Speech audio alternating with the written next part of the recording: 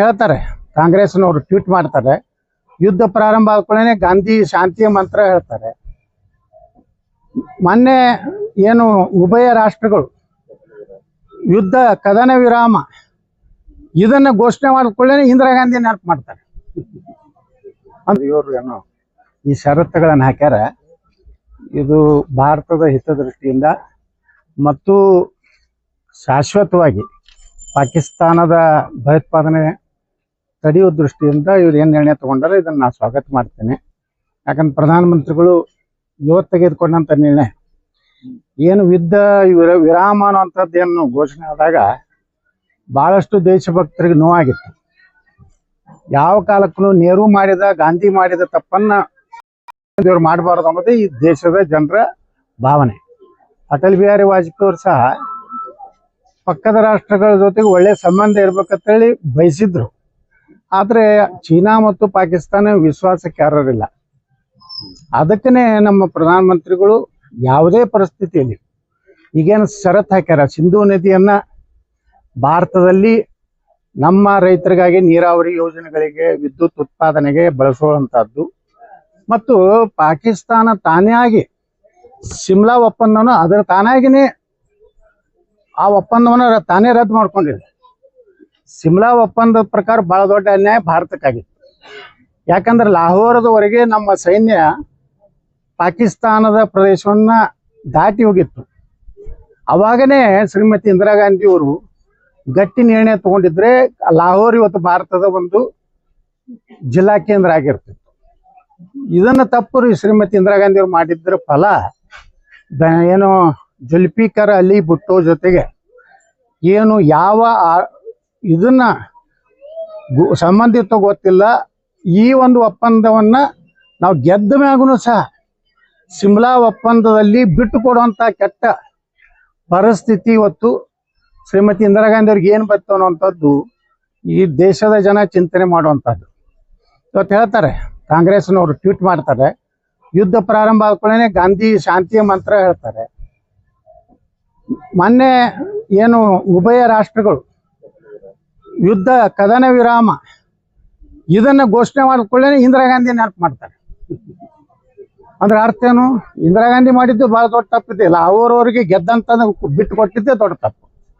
ಯಾಕಂದ್ರೆ ಸುಮಾರು 1 ಲಕ್ಷಕ್ಕಿಂತ ಹೆಚ್ಚು ಪಾಕಿಸ್ತಾನಿ ಸೈನಿಕರು ಸರೆಂಡರ್ ಆಗಿ ಭಾರತೀಯ ಸೈನ್ಯದ ದಂಡಾಧಿಕಾರಿ ಕಾಲು ಮುಗಿದು ಸಹಿ ಮಾಡಿ ಹೋಗಿದ್ರು.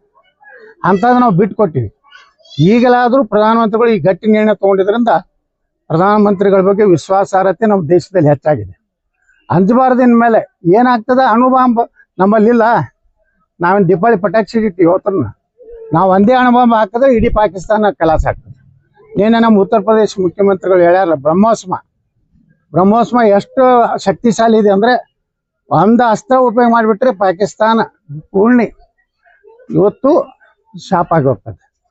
ಅದಕ್ಕೆ ನಾ ಹೇಳ್ತಾ ಇದ್ದೀನಿ, ಭಾಳ ಕರಾರುವಕ್ಕಾಗಿ ನಮ್ಮ ಭಾರತೀಯ ಸೈನ್ಯ ಸುದರ್ಶನ್ 400 ಅನ್ನು ಉಪಯೋಗ ಮಾಡಿ ಭಯೋತ್ಪಾದಕರ ತಾಣ ಅಕ್ಯುರೇಟ್ ಆಗಿ ಹಿಡಿದು ಹೊಡೆದಾರೆ.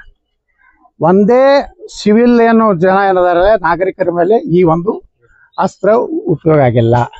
ಇದರ ಅರ್ಥ ಭಾರತ, ಅಮೇರಿಕ, ರಷ್ಯಾ ಅಷ್ಟೇ ಭಾಳ ಬಲಾಢ್ಯ ಅದಾವ ಜಗತ್ನಾಗ ಅನ್ನೋಂಥದ್ದನ್ನು ಸುಳ್ಳು ಮಾಡ್ಯಾವು.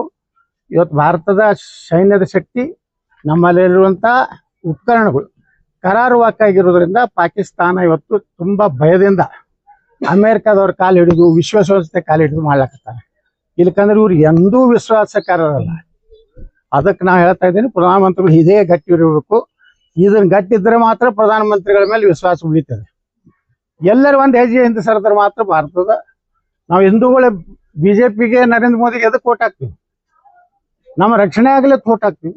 ನೀವು ಹಿಂದೆ ಸರಿದ್ರೆ ಮತ್ತೆ ನಿಮ್ಮನ್ನ ಹೆಂಗೆ ನಾವು ಜನ ಹೆಂಗೆ ಹೋಗ್ತಾರೆ? ಅದಕ್ಕೆ ನಾವು ನರೇಂದ್ರ ಮೋದಿ ಅವ್ರ ಬಗ್ಗೆ ವಿಶ್ವಾಸ ಇದೆ. ಅವ್ರು ಯಾವ ಕಾಲಕ್ಕೂ ಕಾಂಪ್ರಮೈಸ್, ಯಾಕಂದ್ರೆ 500 ವರ್ಷದ ಅಯೋಧ್ಯೆ ಸಮಸ್ಯೆ ಬಗೆಹರಿಸ್ಯಾರ. ಇದೆಲ್ಲ ಕೂಡಿ 75 ವರ್ಷದ್ರಿ. ಇವ್ರು ಮನಸ್ಸು ಮಾಡಿದ್ರೆ ಮೋದಿಯವರು ಇದನ್ನ ಮುಗಿಸ್ತಾರೆ. ನಂಗೆ ವಿಶ್ವಾಸ ಇದೆ. ಮೋದಿಯವ್ರ ಮೇಲೆ ಈ ದೇಶದ ಜನ ವಿಶ್ವಾಸ ಇರ್ತಾರೆ. ಇನ್ನೊಮ್ಮೆ ವಿಶ್ವಾಸ ಪಡಿಬೇಕಾಗಿದ್ರು ಲೋಕಸಭೆ ವಿಸರ್ಜನೆ ಮಾಡ್ರಿ, ಹೋಗ್ರಿ. ಈಗ 500 ಸೀಟು ಮೋದಿ ಕೊಳ್ಳಕ್ಕೆ ಜನ ರೆಡಿ ಹಾಕೋತಾರೆ. ಇಂಥ ಈ ಮಿಲಿ ಜುಲಿ ಸರ್ಕಾರ ಬೇಡ. ನೀವು ಮನಸ್ಸಿನಾಗಿತ್ತಂದ್ರೆ ವಿಸರ್ಜನೆ ಮಾಡ್ರಿ. ದೇಶದ ಜನ 500 ಕೊಡ್ತಾರೆ. ಅವಾಗ ಏನು ಕಾಮನ್ ಸಿವಿಲ್ ಕೊಟ್ಟು ತೊಗೊಂಡ್ಬಿಡು. ಒಂದು ದೇಶದಲ್ಲಿ ಒಂದೇ ಕಾನೂನು, ಮುಸ್ಲಿಮರಿಗೆ ಬೇರೆ, ಹಿಂದೂಗಳಿಗೆ ಬೇರೆ.